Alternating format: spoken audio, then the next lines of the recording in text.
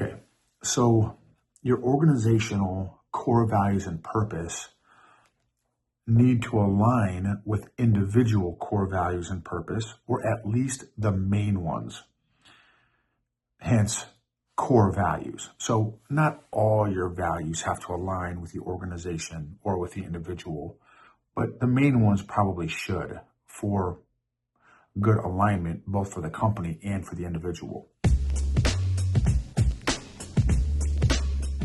Welcome to the EQ Gangster podcast, where you will learn practical tools to grow your mental and emotional health and intelligence to be the best version of yourself, both at work and at home. It is real, raw, and transformational. The journey of emotional growth isn't easy, but it's worth it. I believe in you.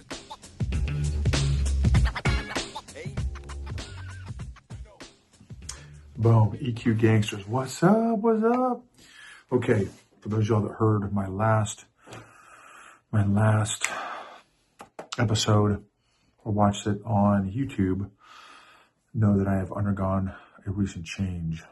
I have transitioned from the Arrowhead leadership, consulting team, to one of my consulting clients offered me a full-time role as their chief people officer, a company called Kiefer Sage, whose mission is to develop amazing leaders that develop amazing companies in overlooked and underserved markets. And our core values are grit, humility, love. How do we like to show those? By owning it and by making it better. Those are kind of the five key core values. This episode is going to be about, so here's a story. One of the leaders in the company, senior leaders, department leaders, came up and said, hey man, have some questions about when you're interviewing somebody, how do you know they're a good fit? He said, previously I have looked on my roster and had an opening for this particular role, and I would go seek out that particular competency or experience level and type for that role. Okay, so this episode is about it's talent. We're going to talk about talent. Okay, I'm thankful for technology. I'm thankful for videos, audios. I'm thankful for laptops. I'm thankful for people who know how to fix laptops, people who know how to fix printers. I'm thankful for printers. I'm thankful for French pressed coffee, which I never thought I'd say that before. But in one of my recent trips overseas, I learned how to use a camping French press called an AeroPress, and I love it. Absolutely love it. I've never been a coffee snob. I always just get black coffee, and I don't have a refined palate. And I tried out some of this AeroPress travel coffee, and I'm like, dang, there's definitely a difference. So anyway, I'm thankful for coffee and travel French presses. So, okay. So this episode, so this guy, director of this department, comes in and says, yeah, how do I know if someone's a fit? I got to hire a couple people. And he said, so again, I previously look for, what's my role? Oh, I have position Bravo open. Let me look for a Bravo out there so I can hire a Bravo because I have an open Bravo slot. Or I have an open Echo slot, so let me find an Echo to fill the open Echo slot. Or I have a, Foxtrot slot open, so let me find a Foxtrot to fit the Foxtrot slot. So he said, that's how I've normally done it. But the new CEO, there's a new CEO in place. He's a military guy. He graduated from West Point, and that's not how he does it. And so he said the way he does it is he runs into somebody that's high quality, that seems bad at the bone, and he's like, hire him. And this guy's response was like, I don't have a position open. And the guy's like, you don't get it. Hire him. He's like, I don't have a position open. And he said, hire him. and so he said, I'm trying to learn this new mindset. And I said, okay, here's the deal, dude. I said, the CEO thinks exactly the way I do, or I think exactly like the CEO does, is I want to be a talent attraction hotspot. I want to develop a company that attracts high quality talent and then figures out what they're going to do once they're hired. And so it's a different way of thinking. So I want to collect talent in this company. I want to attract talent in this company, and we'll figure out what roles they can do. Okay, so your organizational core values and purpose need to align with individual core values and purpose, or at least the main ones. Hence, core values. So not all your values have to align with the organization or with the individual, but the main ones probably should for good alignment, both for the company and for the individual. Number two, you should base all people and leadership decisions around the alignment of the core values and purpose. And I would also throw in there EQ.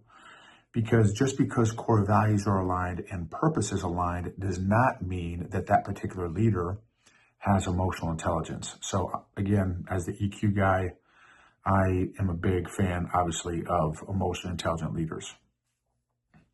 Number three, high performers not aligned with core value and purpose will ultimately disrupt and damage the culture you're trying to create. And a lot of times those are the people who no one wants to get rid of because they're the high performers on the team.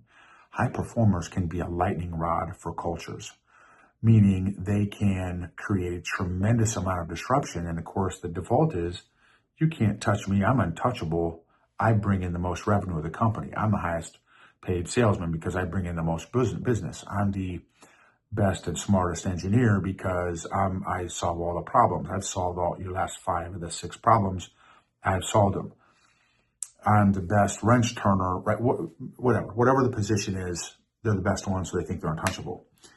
If they are a disruptor negatively to the culture, now I'm not saying disruptors in terms of creativity and ingenuity and innovation are bad. I think that's great, but that's a different type of disruption than a culture disruptor. A culture disruptor or a culture damager that ultimately hinders the culture of an organization is not a good thing. So just be aware of that. Just because somebody's a high performer, high achiever, does not mean they align with the core values, or that they have a high EQ. You could have a high achiever who aligns with the core values and aligns with the purpose and has a very low EQ. That actually happens fairly frequently. The talent funnel, attracting talent, interviewing talent, hiring talent, onboarding talent, developing talent, retaining talent, all of that stuff should align with and reflect the core values and purpose of the organization and the individual. And the existing talent. So if you're trying to attract A players, hopefully you have some other A players on the team so that when those A players, those incoming A players join the team, they see people like them. If that's not the case and you're attracting the first batch of A players, then you need to be very good at some of those other areas at developing and retaining those A players. Because if they look around and they don't see other A players, other high achievers, there's a good chance they will not stay very long. Because that could be a sign that you do not know how to manage or develop high achieving, high performers, AA level talent.